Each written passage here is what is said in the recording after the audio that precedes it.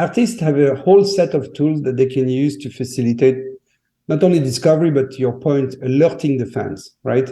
These tools are free, and artists can greatly increase actually the visibility of such events across all their properties with no efforts. Once they've done that, as I said, the discovery factor is really the secret sauce of Bandsintown. We are doing a lot to help fans track the artists when they come to town and not miss them anymore. The music industry totally underestimates how important discovery is.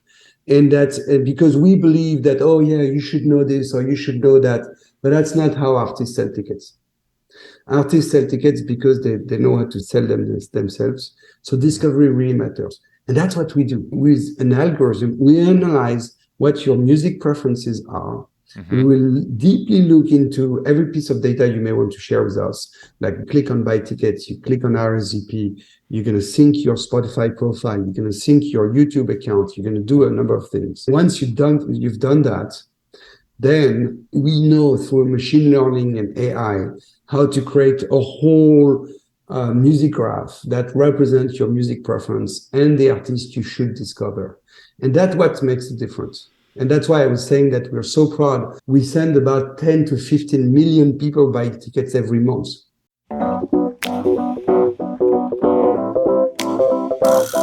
What's going on? Welcome to the New Music Business. I'm your host, Ari Herstand, author of How to Make It in the New Music Business. The book, 3rd edition, just came out. Go check it out. Today, my guest is the co-founder and CEO, managing partner of Bandsintown, Fabrice Sergent. I'm sure you know Bandsintown. They have over 560,000 registered artists. I would imagine you're one of them. If not, you definitely should be. They're the go-to live music, live concert platform out there for artists to connect with fans, for fans to hear about the shows they want to see and buy tickets, and a lot of free tools for artists to use. So if you're not using Bandsintown, you really should be.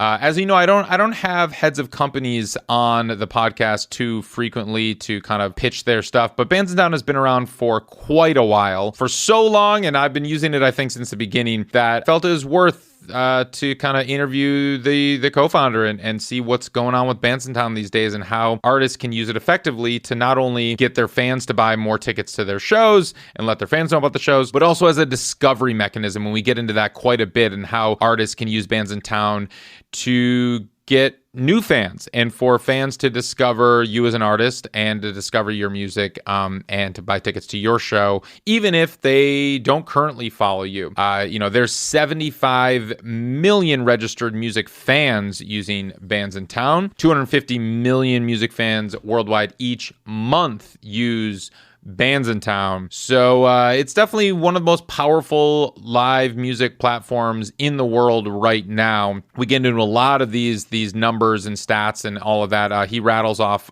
quite a few of them during the show, and I try to slow it down and pause a bit so you can kind of digest a lot of them. But during this conversation, Fabrice touches on the trends he's seen across the board in the live music space, but also we get down to the nitty-gritty and the practical steps that artists can do to help them sell more tickets to their shows. Head over to bandsintown.com, register there. You can follow them on all platforms. Find all of us that make the show happen at Ari's Take on Instagram and TikTok and Twitter. Find me at Ari Herstand on Instagram and Twitter. Head over to aristake.com and get on our email list. That's where you're going to find the most up-to-date, relevant information about the new music business and get notified about new podcasts. And that being said, quickly pause this episode and hit the subscribe, hit the follow button.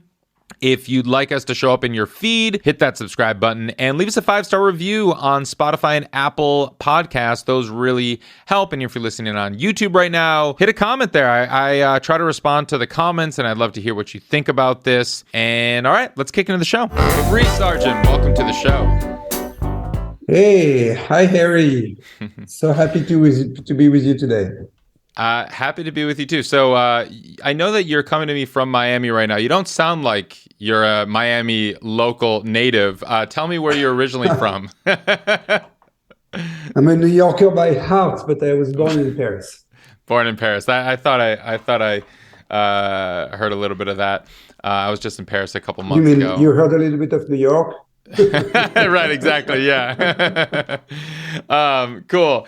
So I'm excited to talk to you today because, I've been a Bandsintown user since the beginning. I want to say probably since, day Nice. one of your platform. I mean, I've used it for myself as a touring artist, for bands I've managed, as a fan. So I feel like I know the platform really well, and something that I have always appreciated as an artist is the ability that Bandsintown kind of gives us to notify and connect with our fans, when not just announcing shows, but like letting them know about the shows that were coming in, and other these like connection tools that you give to artists for free. And it's really appreciated because, as we know, the number one reason fans don't go to concerts is because they don't know about them. They don't hear about them. And so like you've been doing God's work, Fabrice, and like helping artists get the word out about our shows. And so we appreciate it. But I want to, zoom out a little bit and first off, hear from your perspective, or just from your mouth, because I could say it one way, but I want to hear how you describe Bandsintown, and like give me the, for someone who's tuning in right now. I can't imagine anyone doesn't know what Bandsintown is, but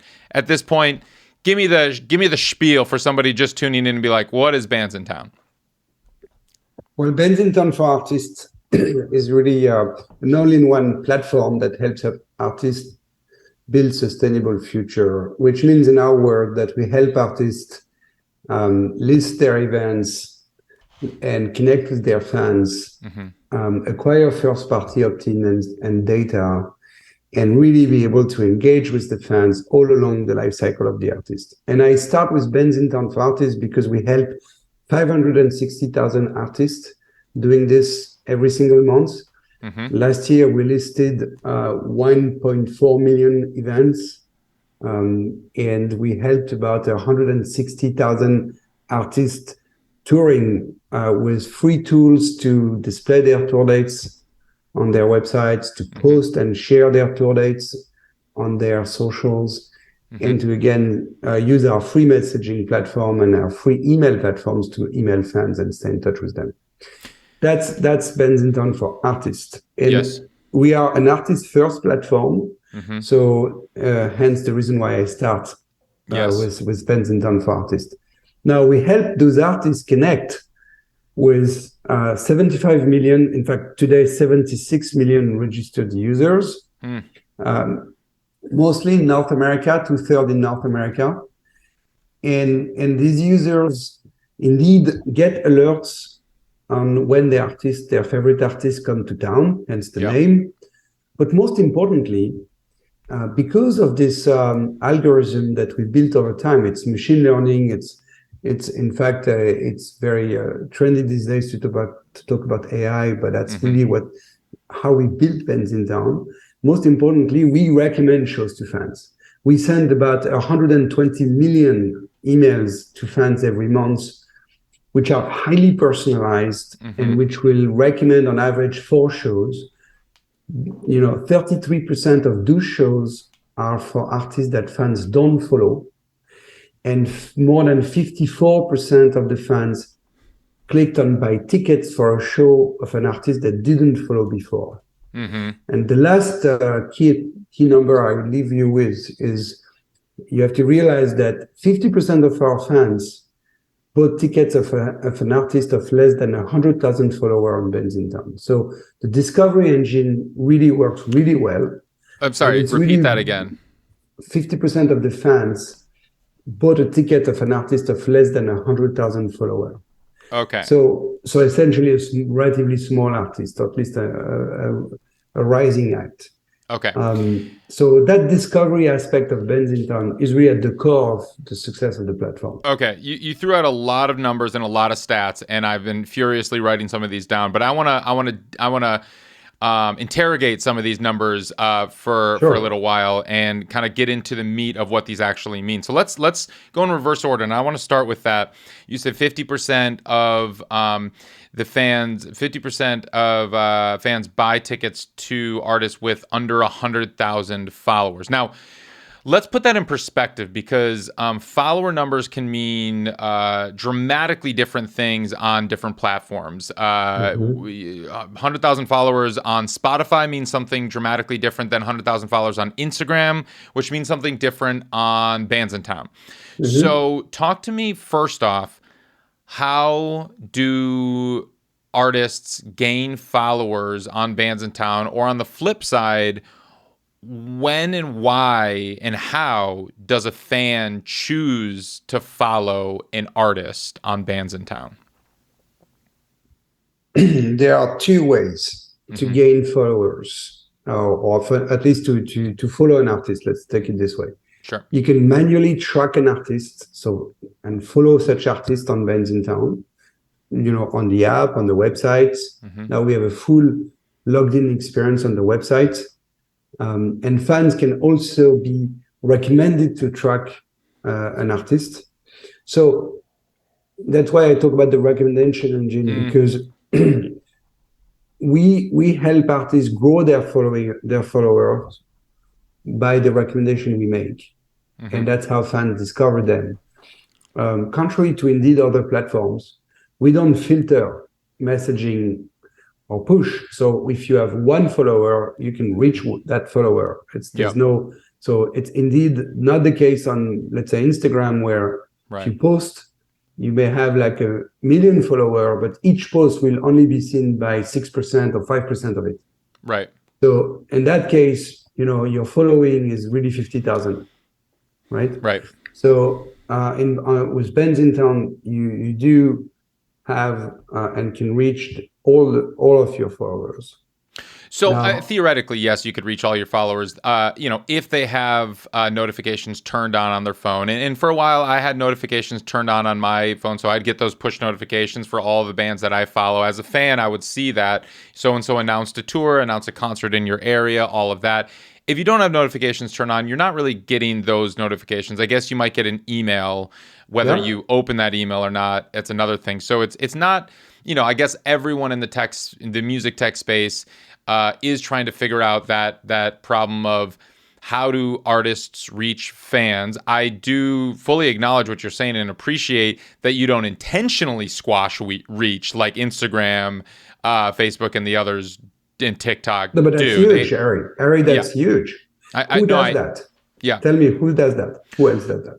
Right. So, Bandcamp does that too. I mean, there are platforms out there that do great. that. Yes, great. There are great. How many followers that Bandcamp has total?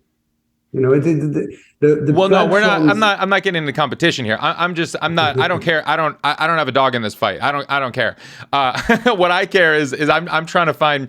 I'm always about like, let's find the best solutions for artists. And like I said at the top, I do appreciate that artists have a way to connect with their fans, and that's great. And there are limited resources available. But so let's talk about the discovery tool. If I may sure. add something to it, I agree with you. It's hard for artists to reach their followers in general, and that's why we a year and a half ago started to do two things. One, we helped artists send emails to their fans directly. And so essentially a follower becomes almost like an opt-in. So in other words, we got the opt-in for the artist to reach the fan, and it still goes through the Bandsintown platform, but each artist can reach all the fans. Now, we added something new last year, which is that now when a new fan register, or if the existing fans wants to opt in for it, the artist can actually create a contact list and potentially download such contact list and own such emails. And that's my strong belief. And we do that for same thing for phone numbers. It's my strong belief that there's no sustainable future without owning first-party data. In other words, I recommend the artist to get out of the platform, build their own community, and using their own contact list. Now, what we with Bandsintown facilitate as a CRM platform is we enable them to not only stay in touch with their Bandsintown following, but also to create their own contact list using our tools, and to email and manage such content, at least directly from the platform. Yes. But I hear you and I see where you're going with these questions. You're totally right.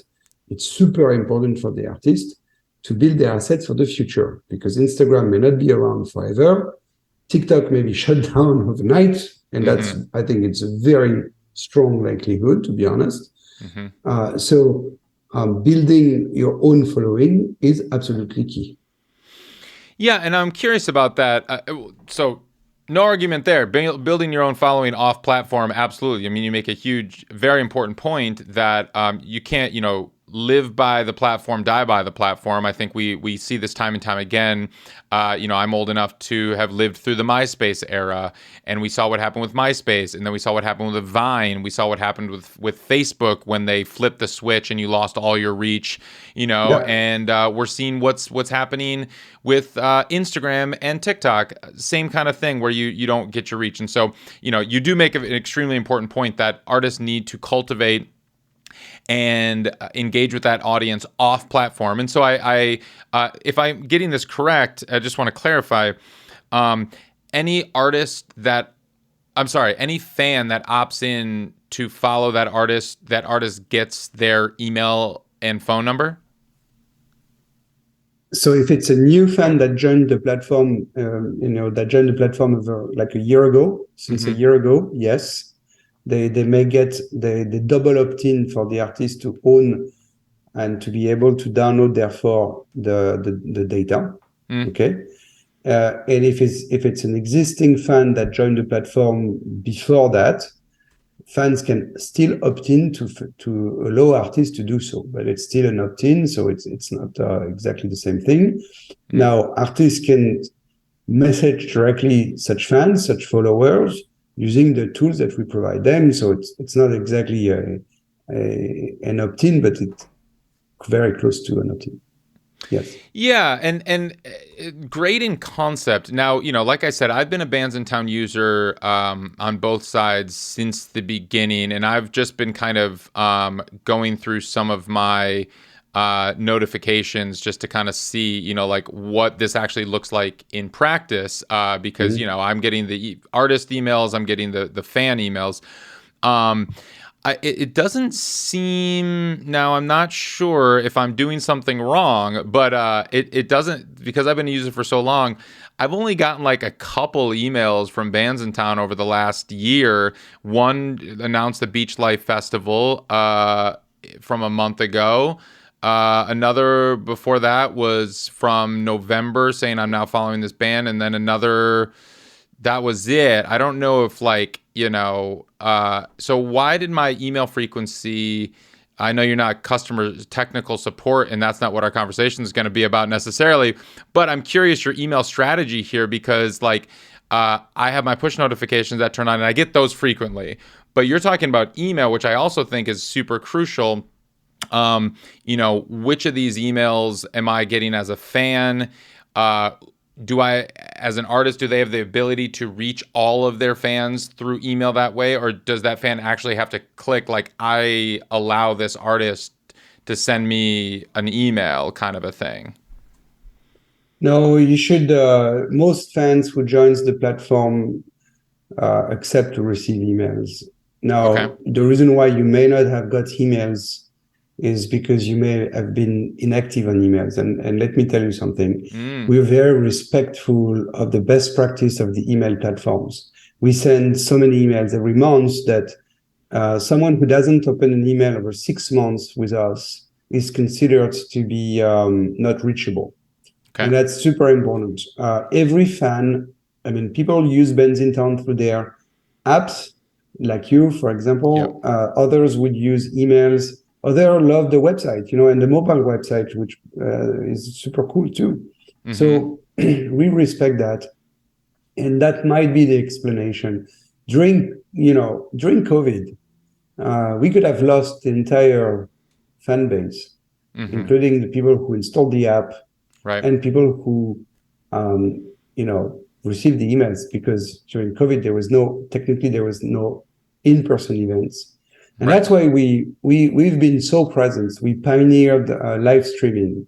We listed, help promote 100,000 live stream. We produced ourselves, including financially, 1,500 live stream, okay? With a channel that gathered 32 million viewers. And that was through Twitch, right? Twitch and our own live stream partner platform, which, sure. we build our own platforms. So all of this activity helped us stay in touch with our fans during that period of time.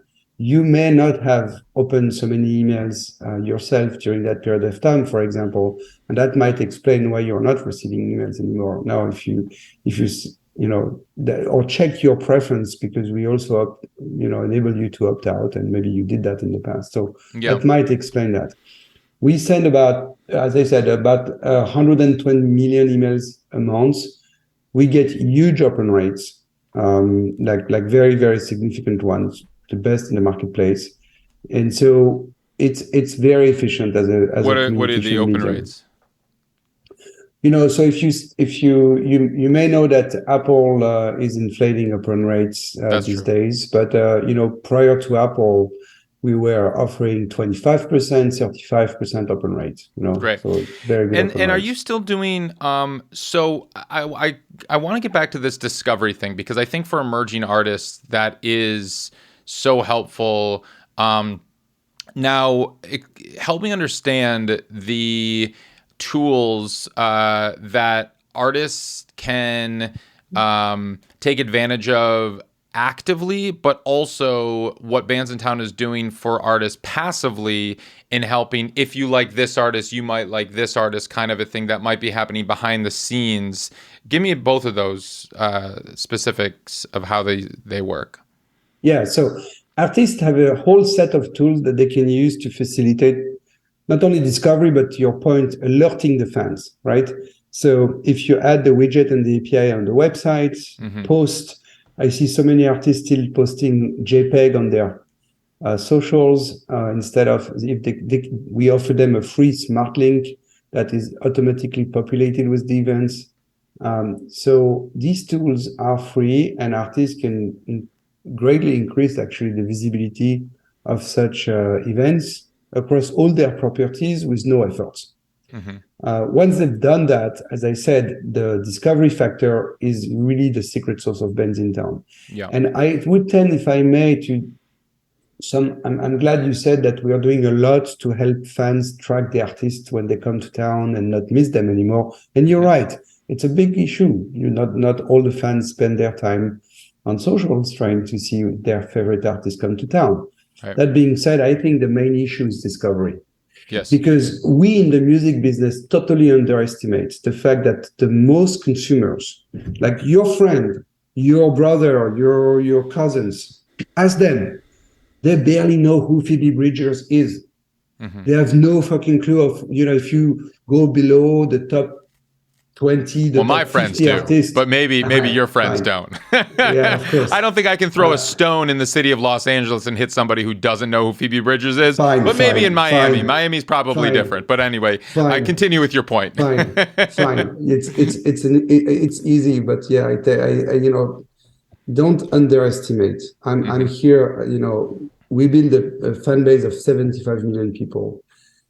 The music industry and people like you and me totally underestimate how important discovery is. And that's because we believe that, you should know this or you should know that, but that's not how artists sell tickets. Artists sell tickets because they know how to sell them, sell them themselves. So discovery really matters. And that's what we do. We with an algorithm, we analyze what your music preferences are.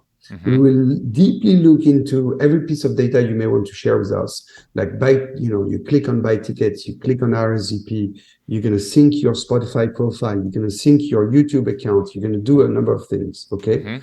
And then once you've done that, then we know through machine learning and AI how to create a whole music graph that represents your music preference and the artist you should discover. And that's what makes the difference. And that's why I was saying that we're so proud of, we send about, last month, we sent 500,000 people buying tickets, okay? Which means that within a year, last month, start again. Yesterday, we sent 500,000 people buying tickets. We send about 10 to 15 million people buying tickets every month. Okay. Wait. Let me clarify these numbers. You're saying yesterday in one day you sent a 500,000 people, essentially buying 500,000 tickets. people per day. Yes, Are clicking to a ticket link from Bandsintown. Yes, Bandsintown, of course. Got it. Okay. So that's when a big you deal. when you do that, you have to facilitate discovery. And my advice to the artist is like, don't assume people know you. And precisely don't do the Los Angeles snob that you did 5 minutes ago by saying, oh, everybody knows Phoebe Bridgers. Let's be very humble.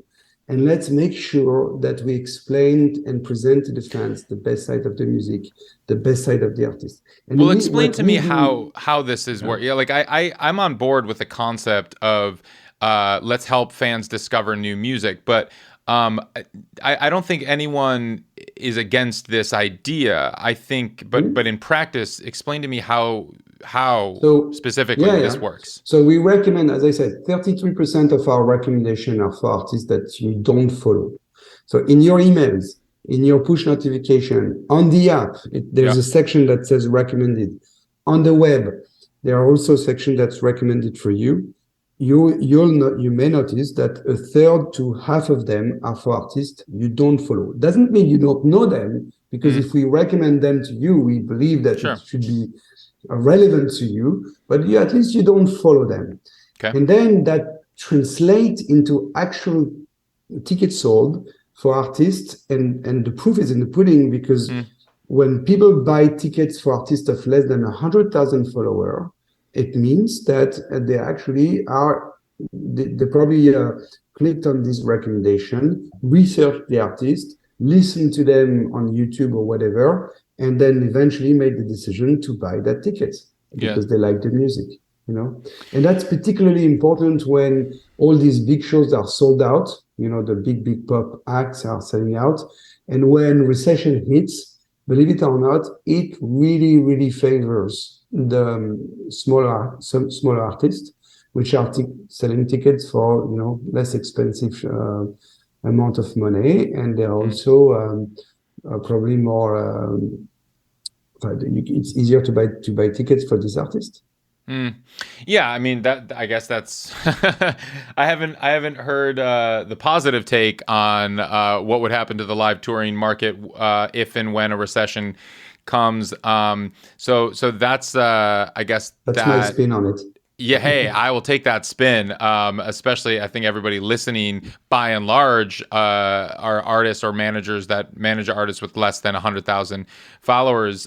So hopefully it will help the smaller artists. Because we're just trying to sell $20 tickets, not $250 tickets like some of the big stars or more. So how do you track tickets? Because Bandsintown is not a ticketing platform. By and large, the vast majority of tickets are sold, through Ticketmaster or AXS or whatever. So how you work is a fan. So let me just step through the journey.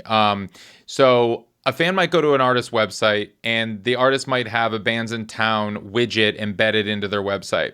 There's a button that says tickets there.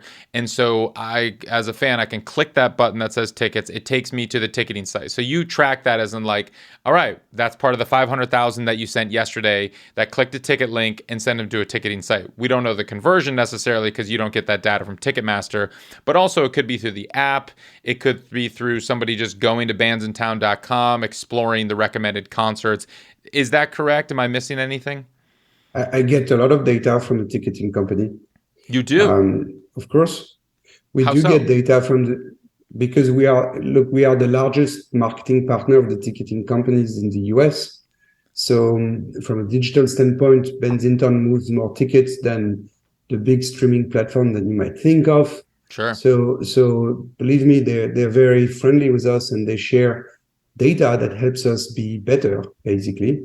So not all of them, but they're really trying to we are in the same boat, on the same side of the fence. And I would tell you that, so for example, last year I saw, to add to previous topic, last year we saw that relatively smaller acts increased engagement by 70%, I think. So, which includes ticket clicks and RSVP, or that's what I call engagements, versus larger acts, the 500,000 plus follower, which only increased their engagement by 30%. So we do have data from the ticketing companies that tells us how the traffic converts into tickets sold, and we also therefore can improve and That's make great. it more efficient. I love to hear when any platform is more transparent with those figures. I would assume they don't give you the abilities to pass along those, because artists don't get that back end access or understanding. Like, we there's nothing more than we want than Ticketmaster to give us our ticket buying fans' email addresses, so we know who came to our show and bought a ticket to our show. That would be pretty amazing. That's indeed a discussion that you need to have with the ticketing companies. Some do, by the way. Some do share. Some do. Eventbrite. Some of the more DIY ones. What's that? I don't want to drop names, but some do. And also, we are now introducing a new tech that helps artists also check fans in during a show on site, so that they can also collect first-party data during the show. That's what we want. If people are interested, I'm happy to. It's right now a beta test phase. But that's something that we are happy to test right now. I love that idea. I'm going to take you up on testing that out at an upcoming show, because that is actually something I was just having a conversation with an artist last week about, as in, like, she's got a big show coming up in LA. It's just like, how do we make sure that we get every single person's contact information that is attending the show? Because they're selling tickets through Ticketmaster. We don't get that info. We're like, all right, are we going to do the text this number, have a moment on stage where you're like, everybody pull out your phones and text my name to this number and I'll send you blah, blah, blah. Or do we have, QR codes and you scan that, or like win, so a merch package if you do this? But then we're like, no, we should have somebody planted at the door, so we check every single person in. And when you say you check them in, is that like, in addition to getting their tickets scanned, then how does this system work? Yeah, it's not related to the tickets. It's related to, we offer various systems which includes QR code and texting, but it's also NFC. So there's different ways. We're right now testing it. It enables the fans to collect a digital collectible which goes into the Bandsintown app, and then the fans can get discounts or incentives at the merch table, or a lot of utility that artist wants to give them to get them to check in. Cool. So I want to get back to this you've mentioned it a few times now, this follower number, and how so many fans are buying tickets for tickets from artists under 100,000 followers. I still don't quite have a grasp on what that means. When we're talking live concert space. So if you could relate this to tickets sold, that would be helpful, because just I've been browsing artists, and I see some artists have 150,000 followers, but they're only selling, they're playing 500 cap rooms. I see that. But I also see artists with 20,000 followers that are playing 2,000 seated theaters. I don't quite know how the Bandsintown follower number connects to types of rooms that they're playing or tickets that they sell. Can you help me understand that? It's statistically, you are seeing that an artist that started using Bandsintown quite early, which means using the tools and nurturing this community, indeed may have more followers than even sometimes on Instagram. I see that it does happen. Yes. But there is it depends what genre of music, if the artist is more pop or is more niche. I mean, it's really all over the place, to be honest with you. What I'm usually seeing is that the earlier you start, the better you document also your account. So you add your all your socials, and you add a lot of things in the accounts, the more also Bandsintown will be able to recommend you to the rest of the fans, the discovery engine that I was describing, and therefore the more followers you may get. So for the artist where you see a big discrepancy between their actual size in the rest of the world, let's say Instagram, Spotify, and Bandsintown, it may mean that either they did not go much on tour. That happens. Like you may have like a strong, especially during COVID. Look, most of these discrepancies come from the COVID era, where you had artists that streamed a lot, YouTube and rose very fast on Spotify, or rose on Instagram, right? Or TikTok, of course. Sure. So, there's definitely a lag with the Bandsintown followers, because then after COVID, they go on tour, they start touring, fans starts to engage with them. There's a discrepancy. It does happen. It also happens when you have I remember this artist who was an actor, so had a complete different life. Sure. And May wants to transition into music or do some music. And of course, the following on Instagram is much greater than Bandsintown. So you may see this kind of situations. Now it takes time to build the following on Bandsintown. It's probably more demanding than just Instagram. But Bandsintown is great because it's a transactional platform. Fans are mostly the super fans. They are the concert goers. They're ready to buy tickets. So even if the following is slightly smaller than on the other platform, we're not competing with Instagram, to be honest. We're not a social network. Right. But we're definitely a platform that helps artists being discovered and sell more merch and tickets, essentially. So I want to get back announce music, by the way, which widely used to announce music. Yes, I've gotten push notifications from artists saying I just dropped a new single and it's coming through from the Bandsintown app. And so I see that, and that's great and that's helpful.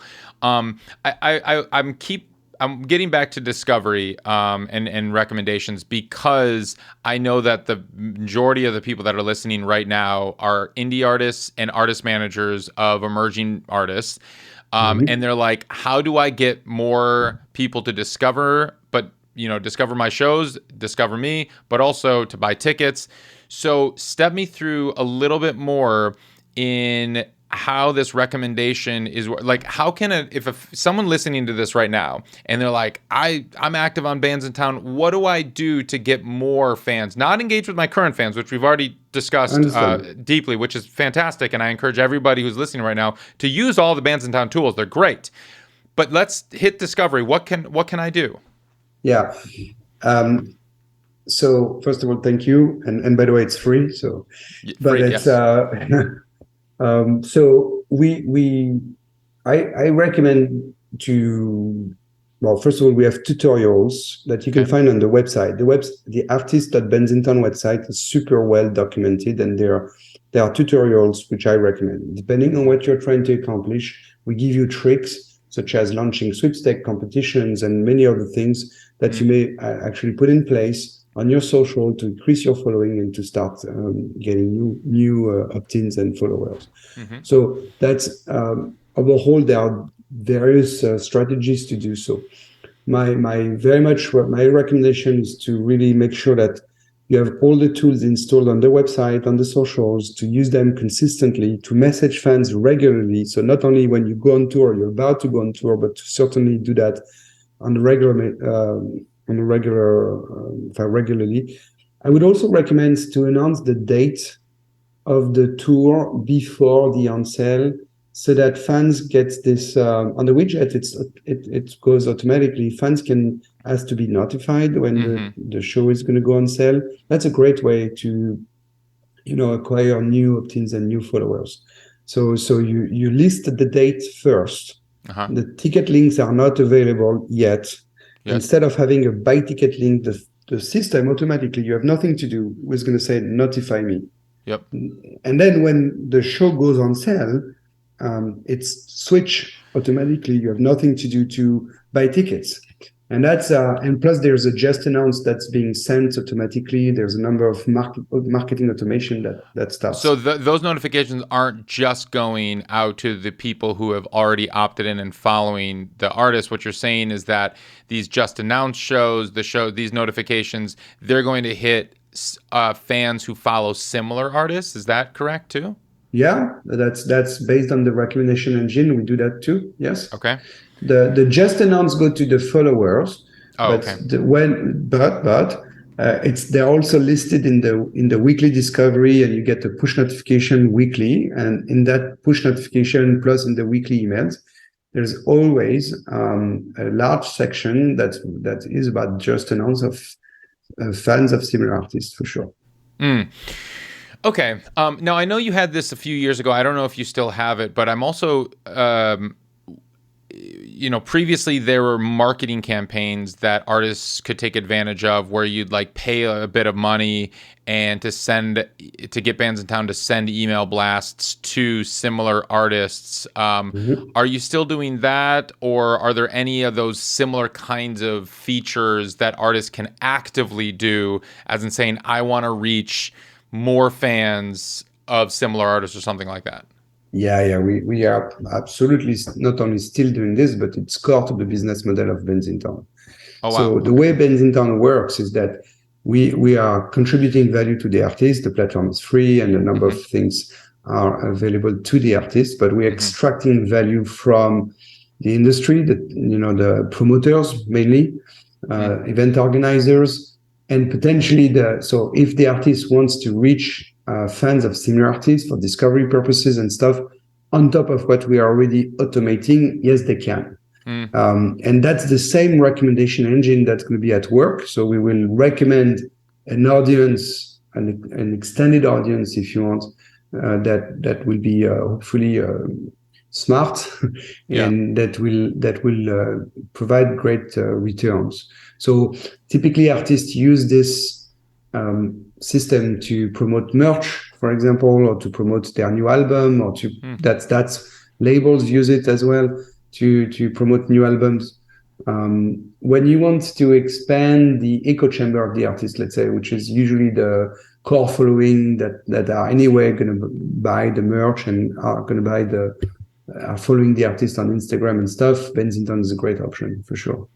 How much, like, where do artists find how to engage in these marketing platforms? Sure. So that's in the Bandsintown for Artists platform. Once you are logging into the dashboard, you have a section that all relates to that enables that. So you have the ability to send messaging for free, as I said, to your own followers. And then if you want to extend the audience, then you get the opportunity to pay for it. Got it. Okay. And then you mentioned promoters are using this. I'm curious what types of promoters at what level are taking advantage of these kinds of tools.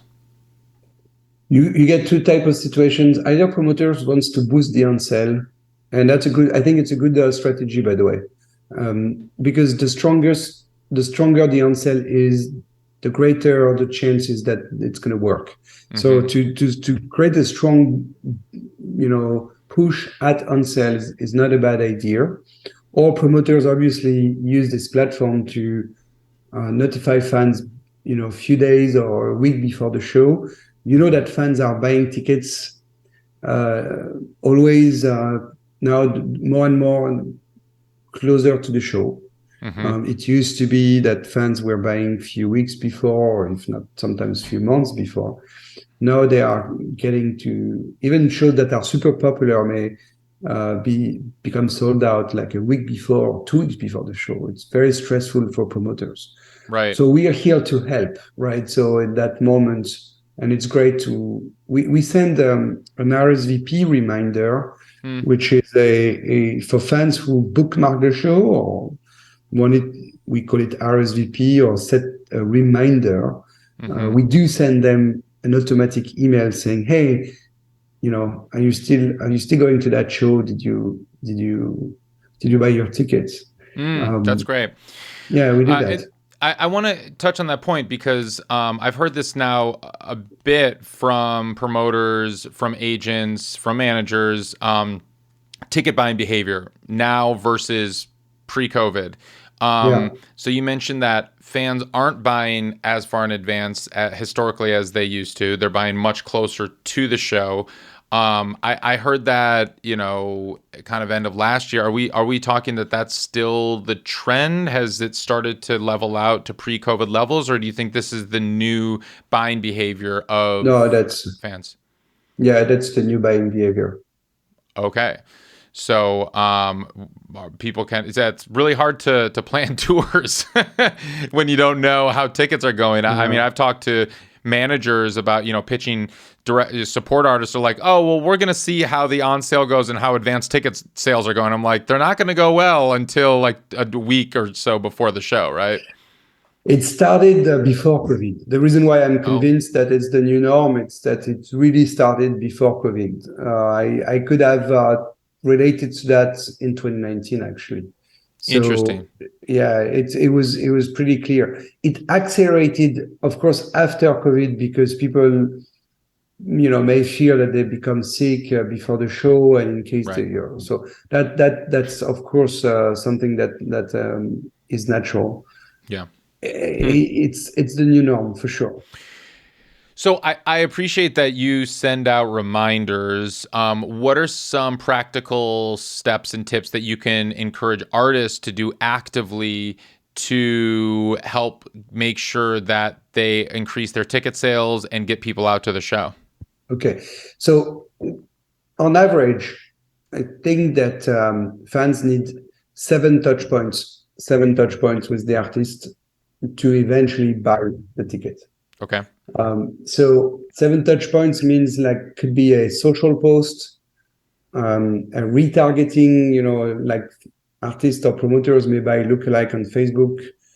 We facilitate that, by the way. We promoters who buy campaigns on Bandsintown can also buy some data to retarget on socials. Then there's an email that there are automated emails from Bandsintown which add to the number of touch points. Yep. It's always great for the artist to send under their own voice an email to the fans or a push notification. Yep. We facilitate that. It's free. They can use it's a very easy WYSIWYG platform. You drag and drop pictures and music links and tour dates and these emails using the Bandsintown email platform. And that's so thinking that it's not only about sending one campaign and pray that it's going to open and convert. I think it's really doing like almost like a drum, like to drum and announce the show I think is advised. Yes. No, that's really important. I mean, that's 7 touch points. That's the rule of 7. That's a studied, researched marketing tactic that the consumer needs 7 touch points to buy. So those are really great ideas to kind of help encourage that. So I guess what are some other trends that you're noticing other than fans buying tickets closer to the date that you've just seen kind of post-COVID that have really changed the behavior of the Look, there are good news for the smaller acts. As I said, we touched upon that.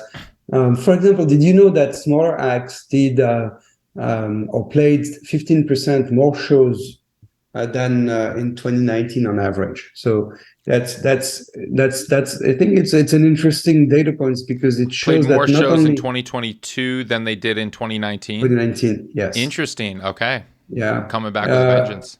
Yeah, and that's good because that shows that the market is growing for everybody, and that's one of the strong trend. I can see for the first time a lot of positive for the smaller acts in live music. Yep. I know that I know about rising cost of tourings. I know that it's hard to tour, and I respect that immensely. That's why we're very humble in trying to help. Yep. But the good news is that there's never been more interest than today for the smaller acts. They are touring more often. They are selling more tickets, and in overall, they have a greater opportunity. So that's the overall trend. I see that post-COVID. I think it's going to continue to. Now, if you want another trend, obviously inflation also applies to ticket price. I think that tickets on average will increase by 20%, if not much more, this year. And that's going to impact everybody, of course. Are you seeing that the ticket sales are keeping up with the shows performed that you said emerging artists have performed however many percent, 20, what was it, 15% more shows in 2022 than in 2019? Are they selling that many more tickets as well? Has that kept pace? Yes.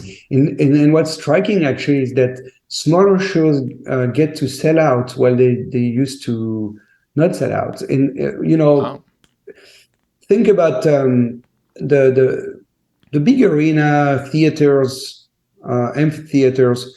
These arenas, these venues yes, they used to sell out before COVID for sure, and it was pretty common that you may hear that Madison Square Garden gets sold out.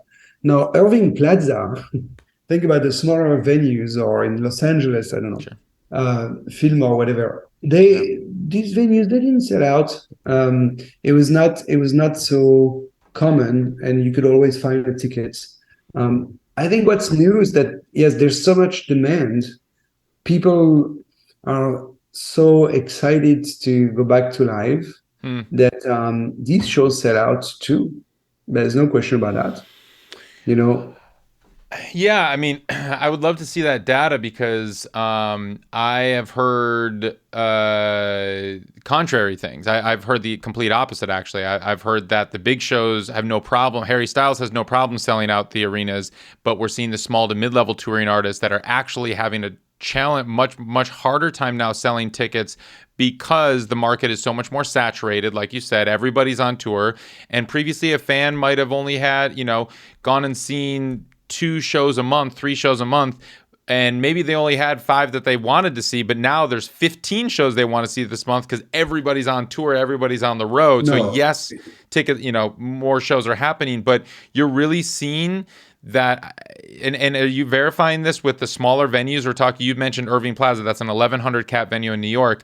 Yes. More shows are now sold out in 2022, 2023 than were in 2019. That's verified. Yeah, I think yes. What I'm saying is that you're seeing such venues which are of smaller capacity be able to sell out shows. I'm not saying that it's statistically true that they are selling out more shows than they used to in 2019. I'm just saying that it was very unlikely, in fact, that some of these venues were selling out shows, and there it was a massive underplay, which obviously is a different case, right? It's a different story. Yeah. So now let me comment on your of course there's more competition. There was a lot of people that thought that they had to go out on tour. They wanted to go out on tour. They couldn't stand being locked up. And so for many reasons, there was a lot of offer, for sure. There's no question about that too. Now, this unprecedented level of offer was definitely matched by an unprecedented level of demand. And I think that this year is going to be the same thing. Look, we see an incredible start for January, with 50% more engagement than last year, 50%. So I don't know if this is going to be sustainable, but we see a lot of demand on the fan side, trying to book shows and look out for tickets. Okay, that's a good indicator. So in January of 2023, you're saying there was 50% more engagement from fans engaging on Bandsintown, meaning that they're actively looking for shows to attend than was a year prior in January 2022? Exactly. Yes, you got it. That's a good indicator. I mean, we all want to see that trend. We want to see it move in that direction. You know, it's hard times out there for touring artists of every level. I guess, well, small to mid level, the superstars. I mean, you know, Lord, hell, she even wrote a piece of how hard it is to tour, and even at her level, it's challenging because of inflation, because of ticket prices, because of saturation. Everybody's on tour and all that stuff. You know, so. I do hope that it is getting better for the small to mid-level artists in the touring market. Yeah. Yeah, and look, what we also see is that indeed it's harder for smaller acts to increase price than for a large act, and I'm not even talking about resale. So, but that's a fact, and yes, costs are rising a lot. So I can see a very challenging year this year for sure. Yeah, and not to mention, all of the fees that Ticketmaster and Live Nation tack on, and we won't get into that. That's a whole other discussion, and I encourage everybody to go listen to the hearing in front of Congress that they just had with Live Nation and Ticketmaster, and Clyde Lawrence spoke very eloquently about how that whole model is completely messed up for artists, and how artists should be participating in more of what the fan actually pays for a ticket. That would help, I think, the touring market overall, meaning if we charge $20 and that's the face value ticket, but Ticketmaster decides to tack on $15 in fees, the artist unfortunately doesn't see any of that $15, but the venue and the promoter do, and that's a big problem. And hopefully, that will get worked out this year, where either artists can participate in the fees, which they never are able to, or they just do away with these fees and we come up with a different business model, because it's just not sustainable anymore. Ari, my role is as a platform is really to help the artists keep hope and also succeed eventually. Yep. I'm not, I respect immensely. It's so hard to be an artist, and it's so hard to be an artist on tour. So by providing our tools, we modestly try to facilitate that. Yes. Then indeed, it takes many more pieces to be successful. Yep. But at the core, nurturing a fan base, being able to interact with the fan base, and continue to launch new merch and albums, essentially build a life cycle for the artist is super important. It's an important component of the success. Yes. I'm not saying that the rest of the items that you mentioned, the business model with the venues or the ticketing companies, don't matter. It's very important. Yes. But I think that in terms of focus, I see that artists now realize. I think that there's an awakening on the need to closely connect with the fans, to build a database of first-party data, emails, phone number, to interact with those fans in a very innovative manner. Organizing maybe meet and greets, or launching vinyls, or doing other things to monetize essentially the artist brand. That's a big part of the success. But yes, the rest obviously. Sure. No, and we, yes, absolutely, and we appreciate all the tours that Bandsintown is providing, and I would encourage every artist, if you're not actively using them, to go check them out, because, like you said, most of them, by and large, are free, which is very helpful. And what's also cool, which we didn't really touch on, is because Bandsintown pulls from so many ticketing platforms, you list shows oftentimes whether the artist actively puts it up or not, which is cool. And so sometimes, I'll get a notification about an artist that I managed because their tickets went on sale, and you pulled the information from the ticketing platform, like, oh yeah, I forgot to put that show up on Bandsintown, but Bandsintown already gathered all the information, which is great because you're gathering that info from all different sources, which is helpful. Yeah, we do. It's I call it the soup. So there are a lot of ingredients in that soup, and we gather information first and foremost from the artists, by the way, which keep and retains full control if you want to. So there's a toggle that says auto-publish or not. So if you don't want that to happen, that doesn't happen. But you need to remember that if you toggle off auto-publish, then you have to come to the platform to publish these shows. Otherwise, it's not going to go out. Cool. And then, yes, we get the information from the event promoters, from the ticketing companies, of course, and we streamline and we synchronize all this information so that for the fans it's as relevant as possible. Now, let me tell you something to tie back to my previous comment on building a fan base. I think artists gain leverage over the ecosystem if they control their fan base. So, and that goes back to your point about getting the emails of the fans attending the shows and everything. Yep. If anything, building that fan base, that following, or collecting first-party data using our tools is a strong argument. I think it's a strong point when you get to negotiate a deal with a promoter or with a ticketing company. Yes. So I would say it this way. That's I was trying to express that earlier, but I think I was not as clear as that. I think it's possible to gain leverage over the ecosystem. Definitely. That's a great point. When I'm negotiating with a show and I can tell, like with a promoter or a talent buyer in Chicago, and I can be like, hey, I have 2,000 email addresses for my fans in Chicago. That is actually much more valuable than just saying I have 2,000 listeners on Spotify in Chicago, because I can actually reach the people with that email addresses. I can't reach them if they're just listening on Spotify. Of course. And smart promoter will ask you, how many Bandsintown followers do you have in Chicago? Because they know that you can reach them. Yep. Smart promoter will also check your past data. So they'll check in Chicago, last time you played, what was the capacity of the room? They find that on Bandsintown. And then how many RSVPs did you get? And I always recommend to artists to check the ratio of the number of RSVPs over the capacity of the venue, because that tells a lot about the level of engagement they get in each city.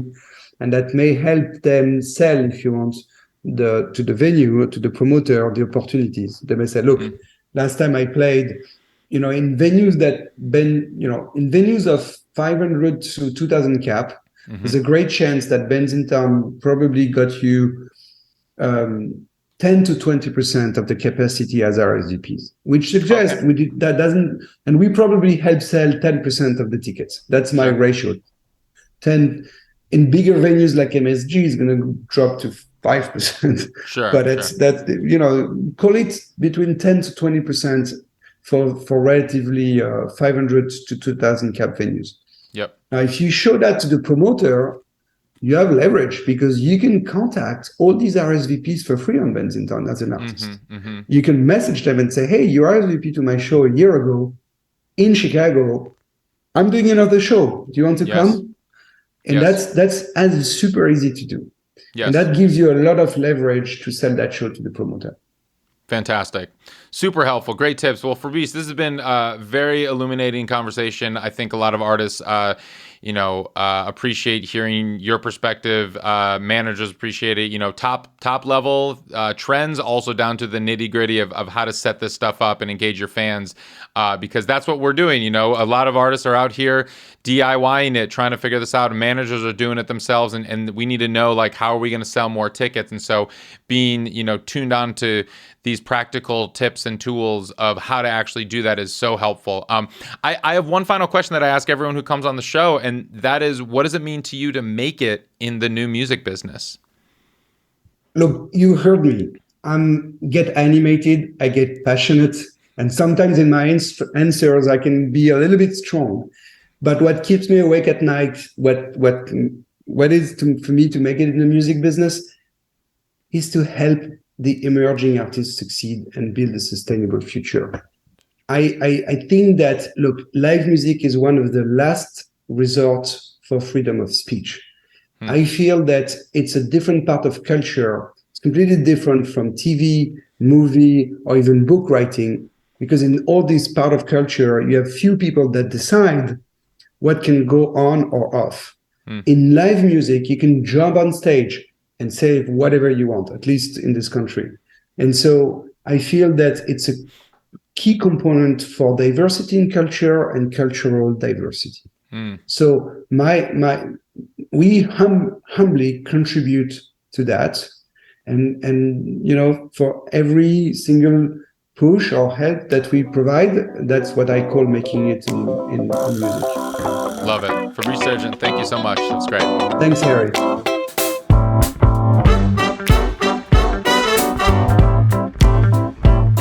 Today's episode was edited by Maxton Hunter, theme music by Brassroots District, and produced by all the great people at Ari's Take.